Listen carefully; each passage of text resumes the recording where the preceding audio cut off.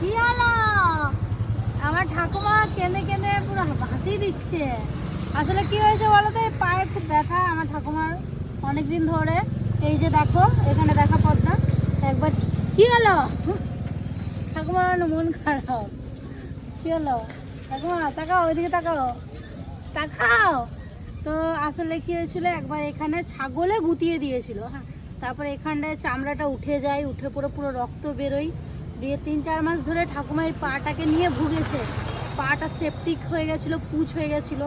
তারপরে ইঞ্জেকশন যা যা লাগে সব দিয়েছে।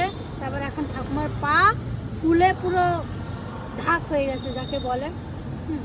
আর এই পাটারও খুব বাজে অবস্থা। দেখো দেখো, এই পাটাও সেম, মানে পুরো হার্ড হয়ে গেছে, হার্ড। আমাদের পা কি নরম হয়? নরম নাই, এটা পুরো শক্ত হয়ে গেছে। এই রাত্রিবেলায় বসে বসে ঠাকুমাকে পাটা টিপে দিচ্ছি। আর আজকে আমার ঠাকুমা বলছিল আমার চুলগুলো সামনের কেটে দে।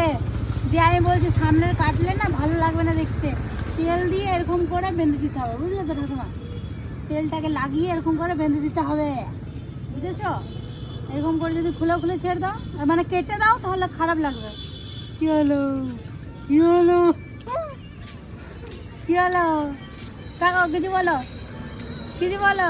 ঠাকুমা অনেক পায়ে ব্যথা, বলছে আমি হাঁটতে পারছি না, কিছু করতে পারছি না, এগুলোই বলছে, মন খারাপ। কি হলো? কি হলো? তাকাও, ওইদিকে তাকাও। মদ খাবে? মদ? মদ খাবে? হ্যাঁ, বিড়ি খাবে? বিড়ি? আর কি খাবে? এই ঠিক হয়ে যাবে, ঠিক হয়ে যাবে। কি কষ্ট গাইস, কি কষ্ট, সত্যি কষ্ট। একটুখানি আমি এরকম বাবু হয়ে বসি তো আমার পাটা পুরো ব্যথা ধরে যায়।